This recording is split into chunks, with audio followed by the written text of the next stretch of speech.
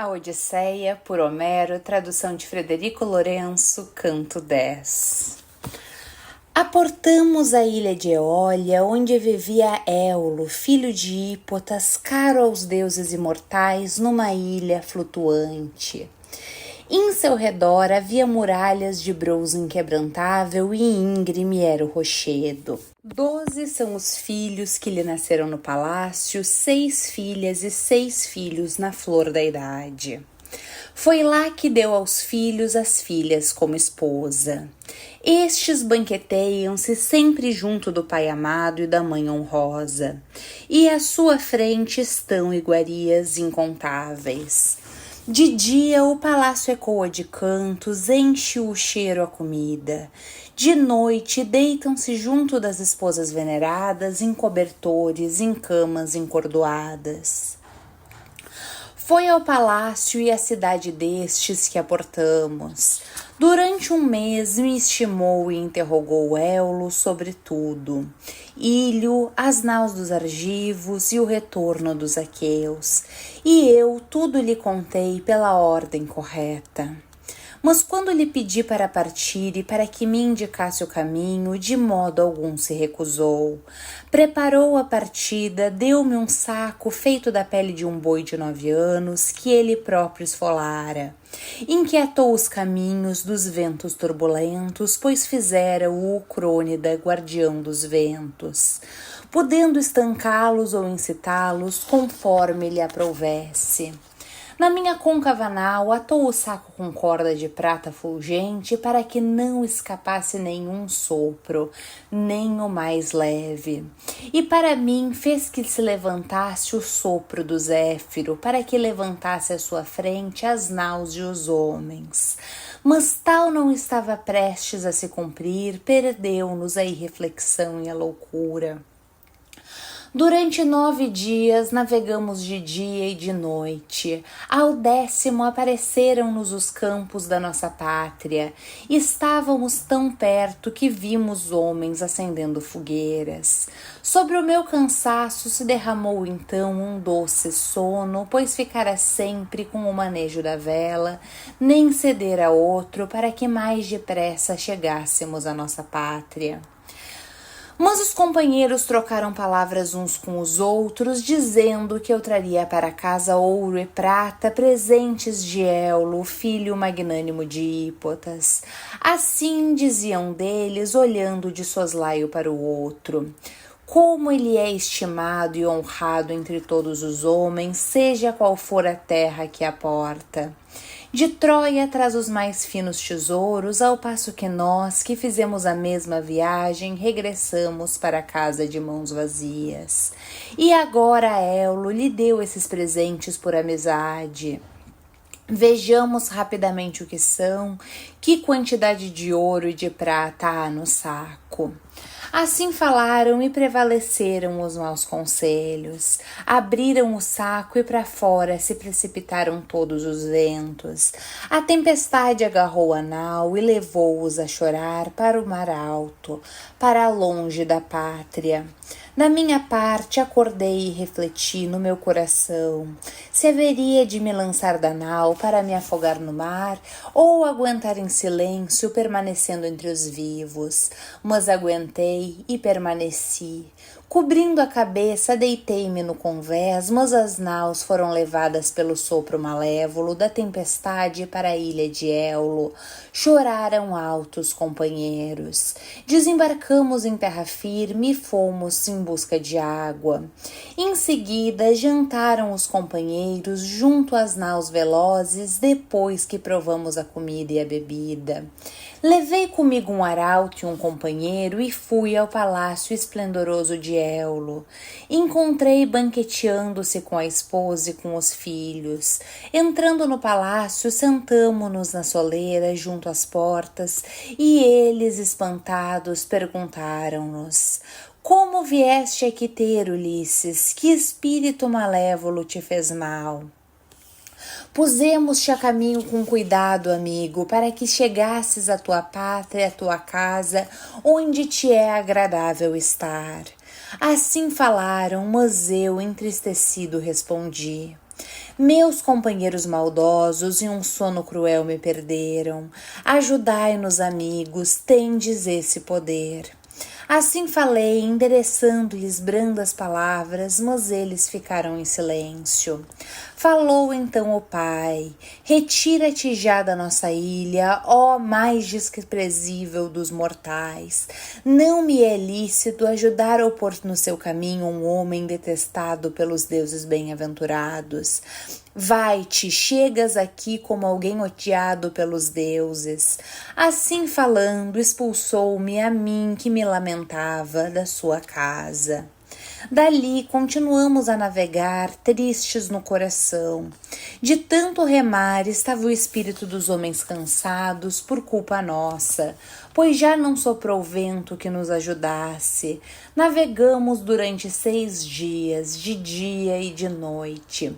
E no 7º chegamos à alta cidadela de Lamo e Telépilo de Lestrígones, onde um pastor chama o outro ao recolher o gado, e este responde-lhe a saída. Aí um homem que não dormisse ganharia 2 salários, um dele apacentando os bois, o outro brancas ovelhas, pois perto são os caminhos do dia e da noite. Aí chegamos ao Porto Excelente, rodeado por rochedos escarpados, sem interrupção de ambos os lados, e projetam-se promontórios em posição oposta, juntando-se numa boca de estreita estrada. Por aí todos entraram com suas naus recurvas que fundearam juntas no côncavo porto, pois ali não entrava onda alguma, grande ou pequena, e em redor reinava sempre uma calmaria luminosa. Só eu fundiei cá fora minha escura nau junto à praia, atando as amarras a uma rocha. Subi para uma elevação rochosa e aí me pus de pé. Dali não se viam trabalhos de bois ou de homens, mas vimos fumaça elevar-se da terra. Então enviei alguns companheiros para se informarem sobre quem eram os homens que desta terra comiam o pão. Escolhi 2 homens e ainda como terceiro um arauto. Eles seguiram o caminho plano por onde carros traziam lenha para a cidade das altas montanhas. À entrada da cidade encontraram uma jovem a tirar água, a filha corpulenta de Lestrígone Antífates, que descera até a bela nascente de água viva da Artácia, de onde transportavam água para a cidade. Chegando-se ao pé dela, perguntaram-lhe quem era o rei daquele povo e que povo era quem ele regia. E ela logo lhes indicou a alta mansão do seu pai. Quando chegaram ao esplendoroso palácio, viram uma mulher alta como uma montanha e horrorizaram-se. Ela chamou de imediato da ágora o glorioso Antífates, seu marido, que lhes preparou uma terrível desgraça. Agarrando um dos companheiros, dele fez a sua refeição, mas os outros 2 fugiram em direção às naus. Pela cidade levantou Antífates um grito, e quando o ouviram, os corpulentos lestrígones acorreram de todos os lados, aos milhares, não semelhantes a homens, mas a gigantes. Dos rochedos arremessaram contra nós predegulhos enormes. Ouviram-se entre as naus barulhos horríveis de homens moribundos e de naus esmagadas. E aportando os homens como peixes, os lestrígones levaram para casa o seu repugnante jantar. Enquanto decorria a matança no porto de água profunda, desembainhei a espada afiada que tinha junto à coxa e cortei as amarras da nau de proa escura. Logo dei ordem aos companheiros para que se lançassem aos remos, de modo a que fugíssemos da desgraça. Todos agitaram o mar com seus remos, receando a morte. Fugiu felizmente a minha nau das rochas iminentes para o mar alto, mas as outras permaneceram onde ficaram. Daí continuamos a navegar de coração tristes, aliviados por ter fugido à morte, tendo embora perdidos companheiros. Aportamos a ilha de Eia, onde vivia Circe de belas tranças, a terrível deusa de fala humana. Irmã de Etes, pernicioso pensamento. Ambos foram gerados pelo sol, que dá luz aos mortais, tendo por mãe Perse, filha do Orciano.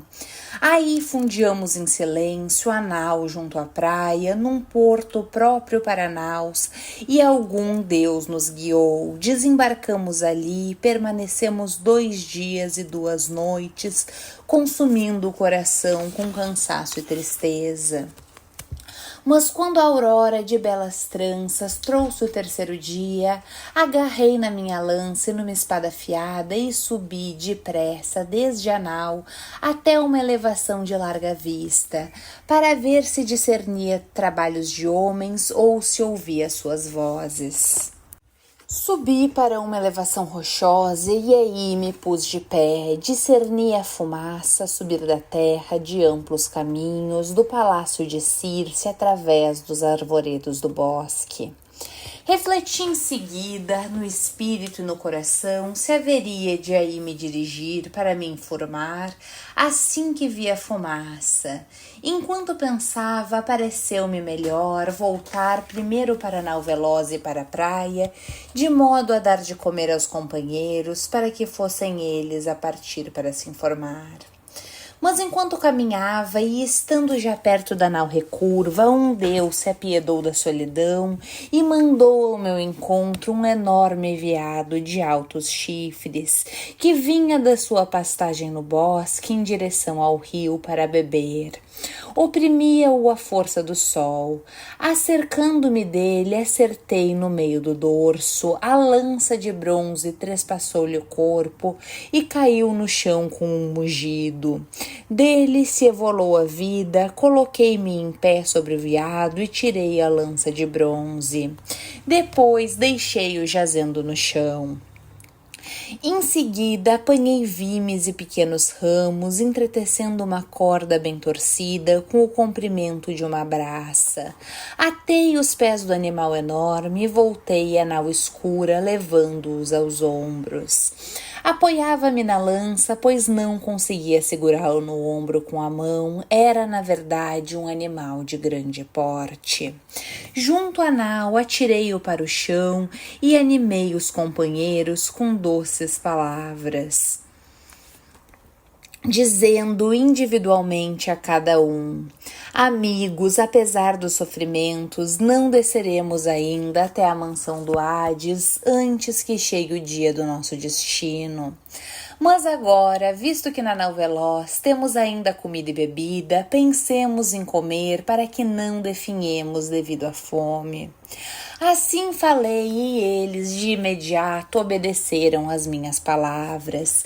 Descobriram os rostos e junto do mar, nunca cultivado, admiraram-se à vista do veado. Era, na verdade, um animal de grande porte. Depois que saciaram os olhos com a vista, lavaram as mãos e prepararam um soberbo festim. Durante o resto do dia, até o pôr do sol, banqueteamo-nos com carne abundante e vinho doce. Quando o sol se pôs e sobreveio a escuridão, deitamo-nos para descansar junto à orla do mar. Quando surgiu a que cedo desponta a aurora de róseos dedos, reuni os homens e assim falei para todos: escutai as minhas palavras, companheiros que tanto sofrestes. Amigos, não sabemos onde é a escuridão, onde é a aurora, nem onde desce sob a terra o sol que dá luz aos imortais, nem onde nasce, mas pensemos rapidamente se nos resta algum expediente. Da minha parte não julgo, pois tendo subido a uma elevação rochosa, observei a ilha que o mar infinito cerca como uma grinalda. A ilha em si não é elevada e no meio vi com os olhos fumaça subir por entre os arvoredos do bosque. Assim falei e logo se lhes despertou o coração, ao recordarem os atos do Lestrígone Antífates e a violência do magnânimo Cíclope devorador de homens. Choraram alto e verteram lágrimas copiosamente, mas de nada serviram as suas lamentações. Dividi em 2 grupos os companheiros de belas Quinémedes, para cada um nomeei um chefe. De um grupo assumi a liderança, do outro o divino Euríloco. Em seguida agitamos as sortes num capacete de bronze e logo saltou para fora a sorte do magnânimo Euríloco. Partiu e com ele foram 22 companheiros, chorando, deixaram-nos para trás gemendo. Numa clareira do bosque encontraram o palácio de Circe da Pedra Polida, num local de bela vista. Em redor estavam lobos da montanha e leões que ela enfeitiçara com drogas malévolas. Porém, os animais não atacaram os homens, mas puseram-se de pé, dando as boas-vindas às longas caudas abanando. Tal como quando cães saltam em torno do domo quando chega o festim, porque sempre lhes dá guloseimas. Assim saltavam em torno dos homens lobos de fortes garras e leões, e eles aterrorizaram-se vendo as feras temíveis. Estancaram a porta da deusa de belas tranças e ouviram de dentro Circe a cantar numa voz melodiosa. Enquanto se dedicava à trama imperecível da sua tecelagem, sutil, graciosa e brilhante, como são as tapeçarias das deusas, entre eles falou então Polites, condutor de homens, que dos companheiros me era o mais caro e leal. Amigos, alguém lá dentro trabalha num grande tear. Canta melodiosamente e todo o chão ressoa. É Deus ou mulher, chamemos depressa por ela. Assim falou e eles chamaram, elevando a voz. Ela saiu, abrindo as portas resplandecentes e convidou-os a entrar. E eles, inscientes, entraram todos. Só Euríloco ficou para trás, desconfiando de algum logro. Circe sentou-se em assentos e cadeiras e serviu-lhes queijo, cevada e pálido mel com vinho de prâmino, mas misturou na comida drogas terríveis para que se esquecessem da pátria. Depois que lhe deu a poção e eles a beberam, bateu-lhes com a vara para logo os encurralar nas pocilgas. Eles tinham cabeças, voz, cerdas e aspecto de porcos, mas o seu espírito não mudou, permaneceu como era. E choravam encurralados enquanto Circe lhes lançava bolotas, sementes e o fruto da cerejeira para comerem, coisas de que se alimentam os porcos que dormem no chão. Euríloco veio a correr para a escura nau veloz para me dar notícia dos companheiros e de seu destino cruel. Mas não conseguia proferir palavra alguma, embora quisesse. De tal forma era grande a dor que lhe atirava o coração. Os olhos encheram-se de lágrimas e só cuidava de se lamentar, quando nós, espantados, colocamos perguntas, então contou-nos a desgraça dos outros companheiros. Fomos pelos arvoredos como ordenaste, ó glorioso Ulisses. Numa clareira do bosque encontramos o palácio de Circe de pedra polida num local de bela vista. Lá dentro alguém se dedicava à tecelagem cantando melodiosamente. Era Deus ou mulher e eles chamaram por ela. Saiu logo abrindo as portas resplandecentes e convidou-os a entrar. Eles, inscientes, entraram todos. Só eu fiquei para trás, desconfiando de algum logro. Agora sumiram-se e nenhum deles voltou a aparecer, embora eu tenha ficado à espera muito tempo. Assim falou e eu pendurei dos ombros uma grande espada de bronze incrustada de prata. Peguei também no arco, disse-lhe que me conduzisse pelo mesmo caminho, mas ele, agarrando-se aos meus joelhos, suplicou-me e, lamentando-se, dirigiu-me palavras aladas. Não me leves à força, ó tu, criado por Zeus, mas deixa-me aqui, pois sei que nem tu próprio regressarás, nem trarás nenhum dos companheiros. Fujamos depressa com esses que aqui estão, assim ainda afastaríamos o dia da desgraça. Assim falou, e eu, tomando a palavra, respondi-lhe desse modo: Euríloco, fica, pois, nesse local onde estás, a comer e a beber, junto da escura nau veloz. Mas eu tenho de ir, pois recaiu sobre mim uma necessidade onerosa. Assim dizendo, afastei-me da nau e da praia, quando entre os sagrados arvoredos estava prestes a chegar ao grande palácio de Circe das muitas poções mágicas, veio ao meu encontro Hermes da vara dourada. Semelhante a um jovem com a primeira barba a despontar, à altura em que a juventude tem mais encanto. Apertando-me a mão, dirigiu-me a palavra: Aonde, ó infeliz, vais só por esses montes, sem conheceres o lugar? Os teus companheiros estão encurralados como porcos em casa de Circe, em pocilgas escondidas. Será que vieste para soltá-los? Digo-te que não regressarás, mas ficarás também tu onde estão os outros. Mas eu te liberarei das desgraças, salvar-te-ei. Leva essa droga potente para o palácio de Circe, afasta da tua cabeça o dia da desgraça. Vou contar-te agora todos os dolos mortíferos de Circe. Irá preparar para ti uma poção e porá drogas na comida, mas não será capaz de te enfeitiçar, pois a droga que te darei não o permitirá. E dir-te-ei mais, quando Circe tentar conduzir-te com a sua vara comprida, desembainha a espada de junto da tua coxa e lança-te contra Circe como se a quisesses matar. Ela ficará cheia de medo e oferecer-te-á a sua cama.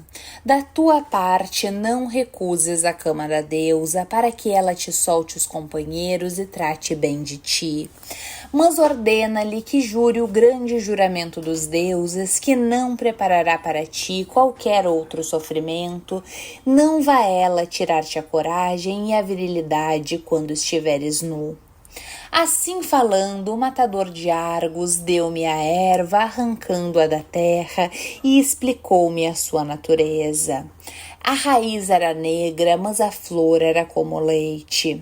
Os deuses chamam-lhe mole e desenterrá-la é difícil para os homens mortais, porque aos deuses tudo é possível. Em seguida, subiu Hermes da ilha frondosa para o alto Olimpo.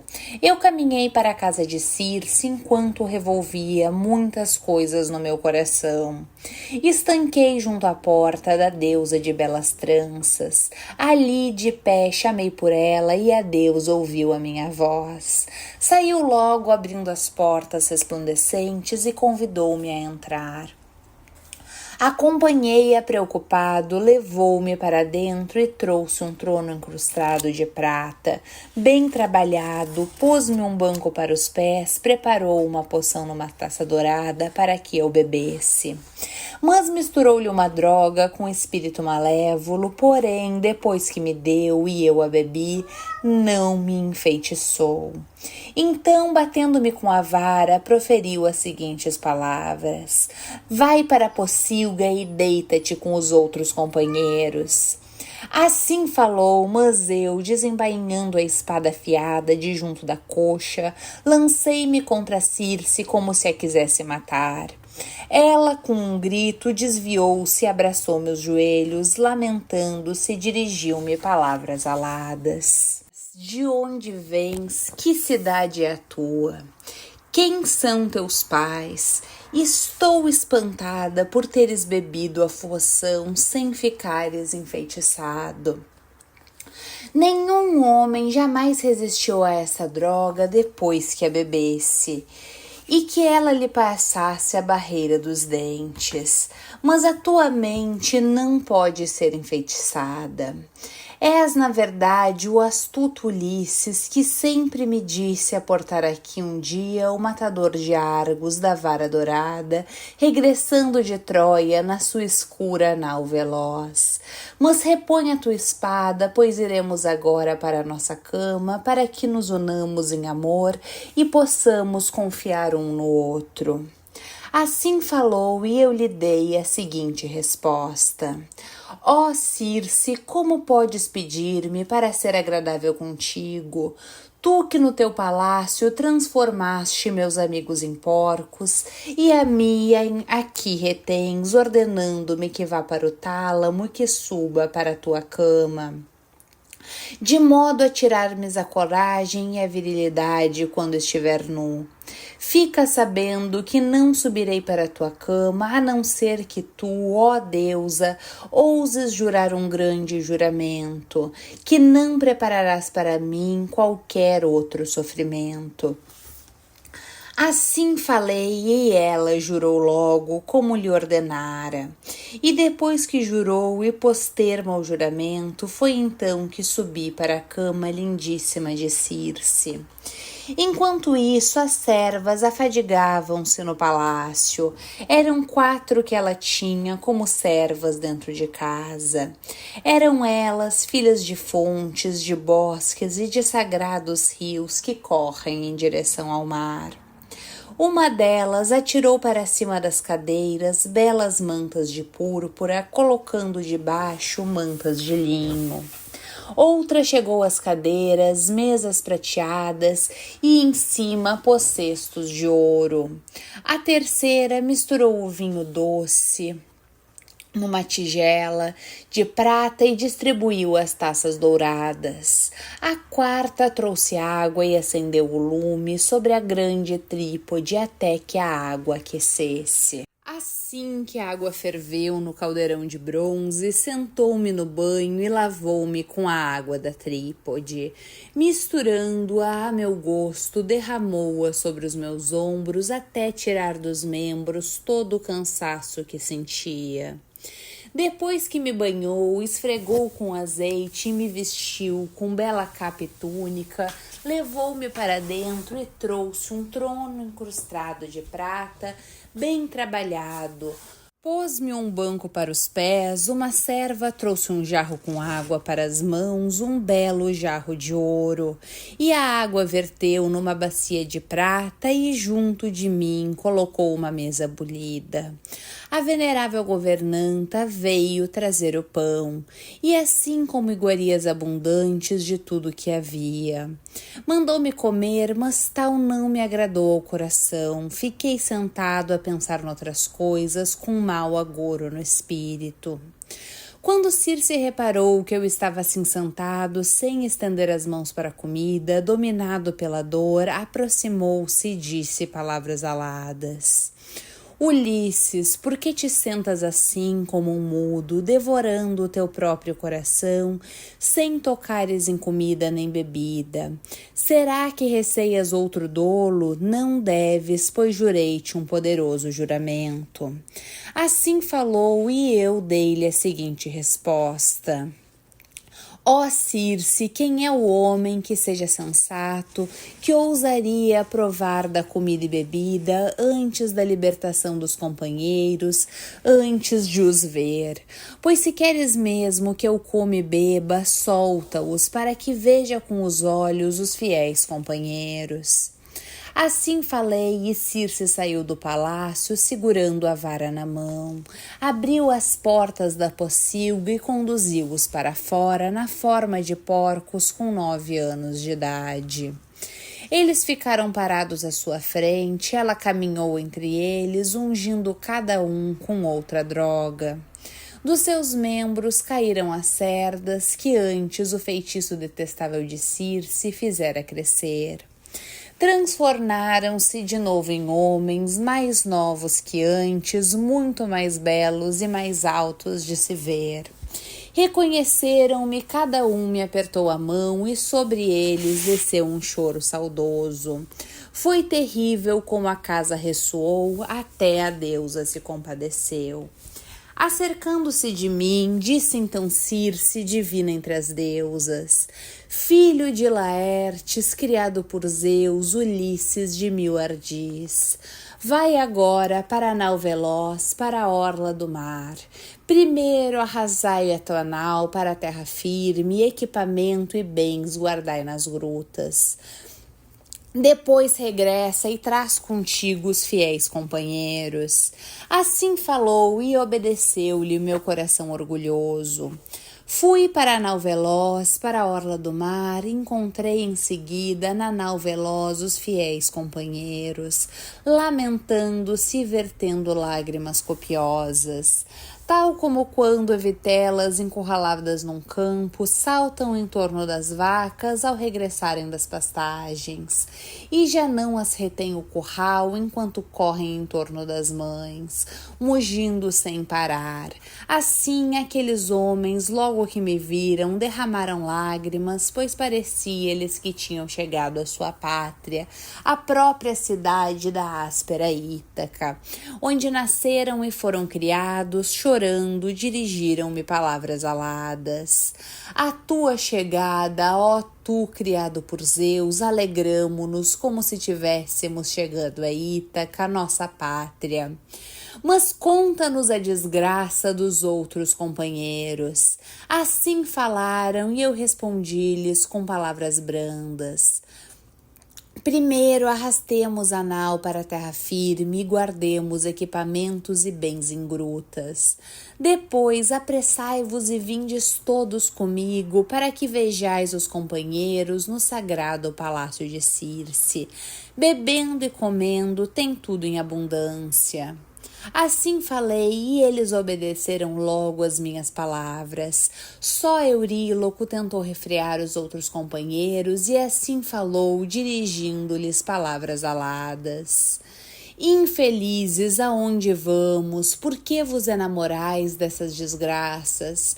Vamos para o palácio de Circe, para que ela nos transforme em porcos, lobos ou leões, para guardarmos à força a sua grande casa?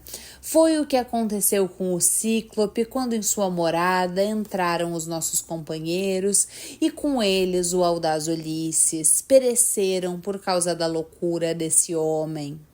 Assim falou e eu refleti no meu coração, se haveria de desembainhar a espada de junto da coxa e cortar-lhe a cabeça, fazendo-a cair ao chão, embora fosse meu parente próximo.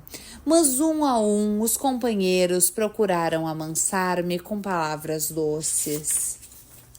Ó tu, criado por Zeus, deixemos esse homem, se permitires ficar aqui junto à nau para guardá-la. Leva-nos agora, tu, até o sagrado palácio de Circe. Assim falando, subiram de junto da nau e da praia. Nem Euríloco ficou ao pé da côncava nau, mas veio conosco, pois receava a severidade da minha censura.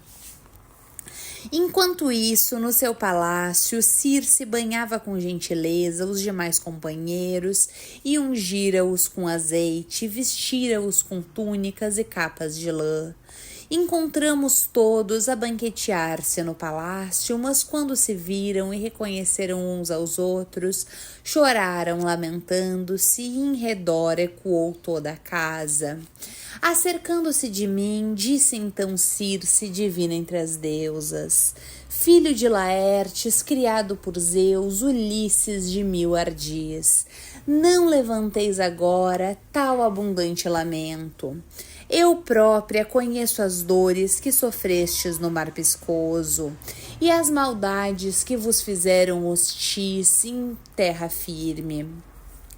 Mas agora alimentai-vos de comida e bebei vinhos, até que tenhais de novo no peito um coração, como quando pela primeira vez deixaste a terra-pátria, a áspera Ítaca, pois agora estáis murchos e cansados, sempre recordados dos difíceis errores, nem sentem os vossos espíritos qualquer alegria, visto que tanto sofrestes.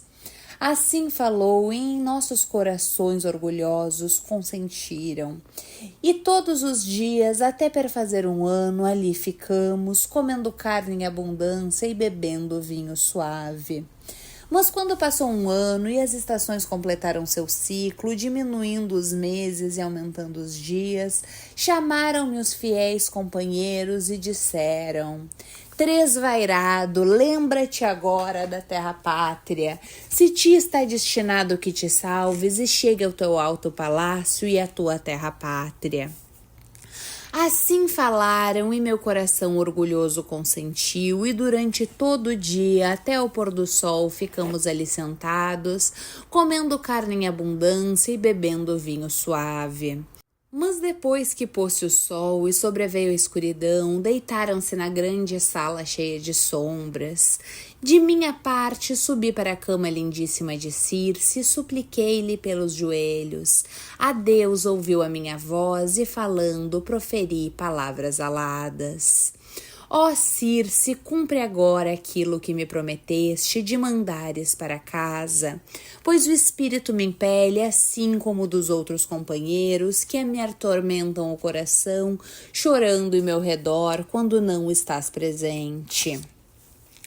Assim falei, e logo me respondeu Circe, divina entre as deusas.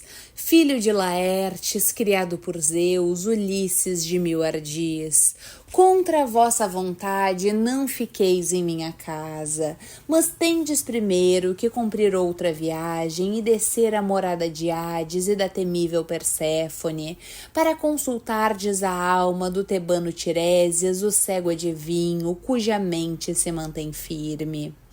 Só a ele, na morte, concedeu Perséfone o entendimento, embora os outros lá esvoassem como sombras. Assim falou dentro de mim, se despedaçou meu coração. Chorei sentado na cama e o meu coração não queria viver nem contemplar a luz do sol. Mas depois que me saciei de chorar e de me retorcer, respondi-lhe dizendo o seguinte: Ó Circe, quem nos conduzirá por esse caminho? Ao Hades em nau escura nunca foi nenhum homem. Assim falei, respondeu-me Circe, divina entre as deusas, filho de Laertes, criado por Zeus, Ulisses de mil ardis. Que não te preocupe o desejo de um piloto para a nau, mas levantando o mastro, a alça, a vela branca e fica sentado, pois levá-la ao sopro do Bóreas, e quando atravessares a corrente do oceano, onde há uma praia baixa e os bosques de Perséfone, grandes álamos e chopos que perdem seu fruto, aí deixai a nau junto ao oceano de redemoinhos profundos, e vai tu próprio para a mansão bolorenta de Hades, aí para o Aqueronte fluem o Flegonte e o Cócito, que é afluente da água Estígia. Aí há uma rocha onde confluem os rios retumbantes. Daí, ó herói, te deverás aproximar, como digo, e cavar uma vala de um cúbito em ambas as direções, e nela deverás verter uma libação para todos os mortos. Primeiro de leite e mel, depois de vinho doce, em terceiro lugar de água, polvilhando com branca cevada. Ofereces muitas súplicas às cabeças destituídas de força dos mortos, jurando que ao chegares a Ítaca sacrificarás uma vistela estéril, a melhor que tiveres, e que numa pira porás coisas nobres, e a Tirésias em separado oferecerás um bode, todo negro, o melhor dos vossos rebanhos. Depois de com preces teres suplicado as gloriosas raças dos mortos, então sacrifica um bode, uma negra ovelha, virando para o érebo as suas cabeças, mas tu próprio olhando para trás, como que te lançando para as torrentes dos rios. Virão depois ao teu encontro muitas almas dos mortos.